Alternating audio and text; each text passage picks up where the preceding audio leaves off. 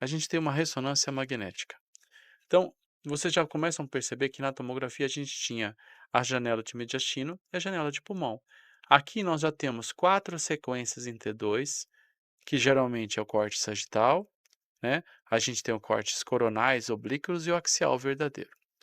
E aí, a gente ainda tem a difusão, o mapa ADC, o axial T1 puro pode ser feito ou não em alguns casos, é um exame mais antigo, o dentro e fora de fase, o T1 com saturação de gordura e 4 fases dinâmicas de contratação. Então é isso que remete quando eu disse lá atrás, que a ressonância tem mais fatores de parâmetros a serem analisados. Hum. Não estou dizendo que a ressonância é mais difícil de analisar que a tomografia. Tem casos de tomografia que são extremamente trabalhosos, mas aqui sim, com certeza tem mais parâmetros, né? Então, quando a gente analisa essa imagem, é uma imagem que pode causar desespero em todo mundo, no paciente, no médico que vai ter que fazer o laudo e médico solicitante, porque é uma imagem muito difícil de ser interpretada.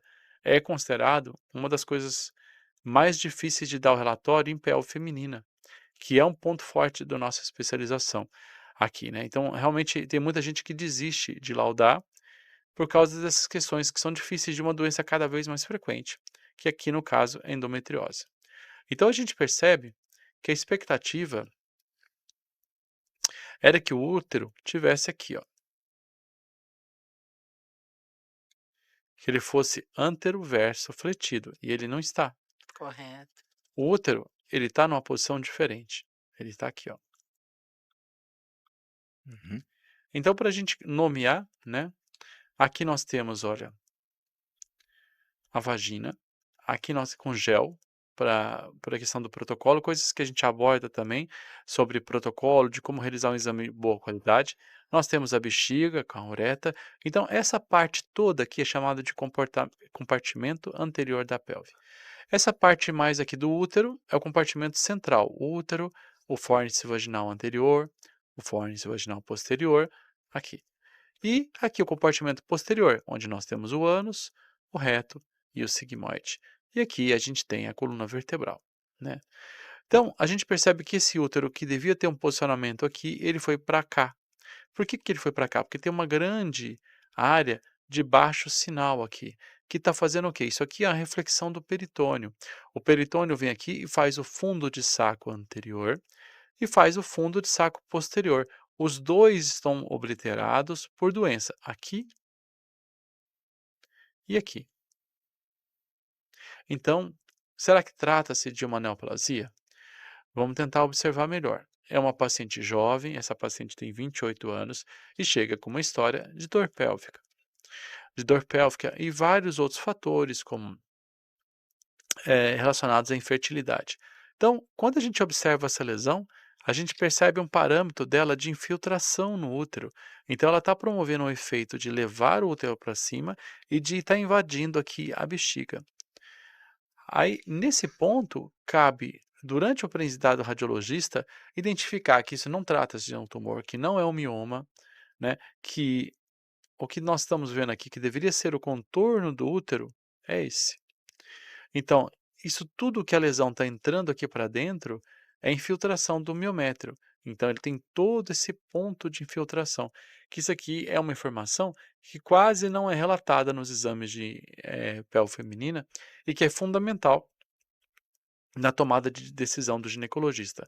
Além disso, a lesão também, nesse ponto aqui, ela está invadindo, além do recesso vésico-uterino, ou seja, o plano de reflexão anterior do peritônio, ela invade algumas camadas da parede da bexiga. Ela chega até aqui na porção mais interna da mucosa da bexiga. Então, nós temos todo um aspecto de extensão da lesão, né? Que será que é um mioma? Será que é uma adenomiose? No caso aqui não, não é o caso, porque é dentro desse aspecto de infertilidade, faixa etária, e observando o exame como um todo, a gente percebe que aqui no reto acontece um padrão semelhante. A gente percebe o reto sendo tracionado como se fizesse um vórtice aqui, que puxasse, né, um ralo, puxando todo mundo para essa outra região de espessamento da serosa uterina que está descendo aqui e aqui, ela se espessa. Então, toda essa região aqui de comprometimento posterior e anterior vem da mesma doença, né. O paciente não tem 2 doenças diferentes. Quando eu chego com um corte aqui nesse ponto, eu percebo a doença aqui, ó. Uma outra faixa de baixo sinal, uma grosseiramente ovalada, nesse mesmo ponto, causando, olha a distorção que promove tanto no útero quanto no reto. E olha aqui na frente é o mesmo achado, a distorção da bexiga. Então você vê 2 pontos de um processo que é claramente aderencial. O processo aderencial é aquele que promove distorção da arquitetura normal de uma cavidade, de uma região anatômica, né. Aqui a gente vê o ovário. O ovário está saudável, o ovário tem folículos, ele tem um folículo maior aqui e o sinal dele está preservado. Mas aí a gente vai buscar outros parâmetros. Então a gente pode pegar, eu quero ver sangue. O sangue tem que ser visto no T1. Ah, eu tenho um T1 aqui. Ah, mas além do sangue brilhar no T1, nós temos a gordura brilhando no T1. Então, espera aí. Então, se eu pegar o T1 e tirar a gordura, fica desse jeito, que é o T1 com saturação de gordura. Então, nesse ponto, a partir de agora, só vai brilhar o que é sangue. E olha aqui, naquele nódulo que nós estamos vendo pontos de sangramento aqui, ó. Aqui e aqui. A gente não precisa, claro que é possível de ser visto aqui também, mas olha como na subtração de gordura fica mais fácil aos nossos olhos de convencer que tem vários pontos aqui do que ali. Então, vamos deixar essa sequência descansar. Aí agora a gente compara no mesmo ponto 2 parâmetros, a morfologia no T2 e a subtração de gordura caracterizando focos de sangramento. Então nós não estamos vendo só uma doença que provém na aderência, nós estamos vendo uma doença que promove focos de sangramento. Se a gente fundir as imagens, né, que é uma coisa que a gente pode fazer, a gente consegue ver esses focos de sangramento, ó, bem na parede uterina. Então isso aqui é uma imagem de endometriose, né.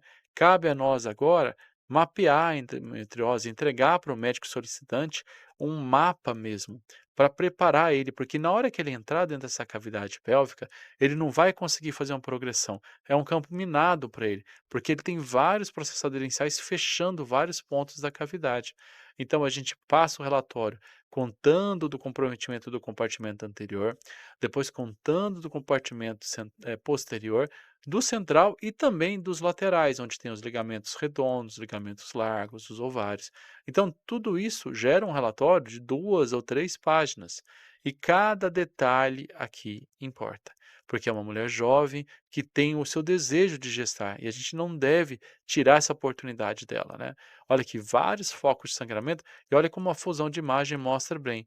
A gente poderia usar o contraste, será que vai nos auxiliar?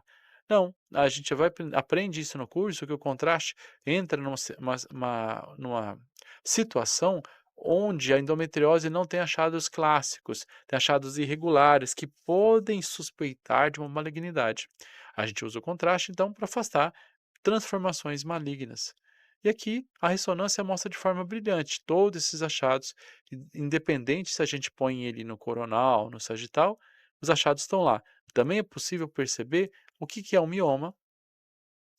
Então, se eu for comparar a imagem da endometriose aqui com o mioma, eu percebo a diferença.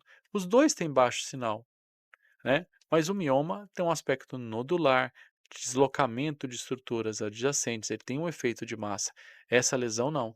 Essa lesão tem margens aqui, ó, infiltrativas. Ela está invadindo e obliterando tudo que ela toca. Aqui, não, a gente tem um nódulo, né? Então essa diferença é fundamental, é saber não apenas identificar esses achados, mas como categorizá-los de uma forma que a comunicação é eficiente, para que o médico tenha o máximo possível de informação para ajudar essa paciente ao desejo de gestar, que não deve ser tirado dela, porque isso aqui, na década de 80, era igual a uma cirurgia extremamente agressiva de esterectomia com oforectomia, e a mulher tinha o desejo de gestar. Nada em relação a questões sociais, de adoção, que pode ser feita, mas tirava, fazia-se toda uma retirada de órgãos. Hoje, o Brasil é um dos países onde a endometriose é mais evoluída. Eu teria a tranquilidade de dizer que é um dos 3 países onde é mais conhecimento de endometriose tem. Nós temos cirurgiões fantásticos, assisti aula de cirurgiões do Rio de Janeiro que dissecam nervos com endometriose, coisas que e vai para fora do Brasil para ensinar. Vai para o Oriente, vai para a Europa ensinar. E nós temos que acompanhar os nossos colegas. Então nós também temos os radiologistas que estão se mudando para os Estados Unidos ou que estão dando aula no exterior, que estão ensinando isso aqui. Então, se você está no mercado brasileiro laudando pelve feminina e você não tem esses conhecimentos aprofundados em pelve feminina, você tem a maior chance de promover erros de não assertividade, que vão te causar problemas na sua carreira, vão te causar frustrações de não ajudar o paciente de forma adequada, e frustrações também de você perceber que num exame de retorno as coisas pioraram e você não percebeu de forma, naquele momento, agora só retrospectivamente. Então, daí a importância do conhecimento certo, da fonte de conhecimento certo, para você poder ter uma base segura, para você ter uma área que você fala: "Deixa eu recuar 2 passos, vou me especializar, porque eu vou chegar mais longe".